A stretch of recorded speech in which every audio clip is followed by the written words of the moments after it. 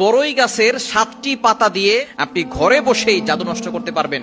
কোনো কবিরাজের কাছে যাওয়ার দরকার নাই। কিভাবে করবেন আমি ভালো করে বলে দিচ্ছি। ওযু করবেন, পবিত্র অবস্থায় আমলটি করতে হবে। বড়ই গাছের 7টি পাতা নেবেন, বিসমিল্লাহ বলে 7টি পাতা ছিঁড়বেন এবং কচি পাতা নেওয়ার চেষ্টা করবেন। 7টি বড়ই গাছের পাতা নেবেন, নিয়ে এটাকে ভালো করে ধৌত করবেন।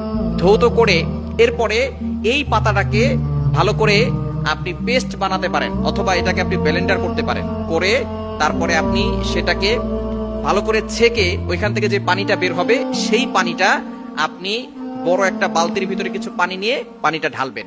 এরপরে সূরা ফাতিহা 7 বার পড়বেন। এরপরে আয়াতুল কুরসি 7 বার, সূরা ইখলাস 7 বার, সূরা ফালাক 7 বার, সূরা নাস 7 বার। এটা পড়ে পানিতে ফু দিবেন। পানিতে ফু দিয়ে এরপর আপনি বিসমিল্লাহ বলে ওই পানিটা আপনার গায়ে শরীরে সব জায়গায় ঢালবেন, অর্থাৎ আপনি গোসল করবেন। ইনশাআল্লাহ আপনার বদ নজর দূর হবে এবং জাদুটোনা থাকলে সেটা কেটে যাবে ইনশাআল্লাহ।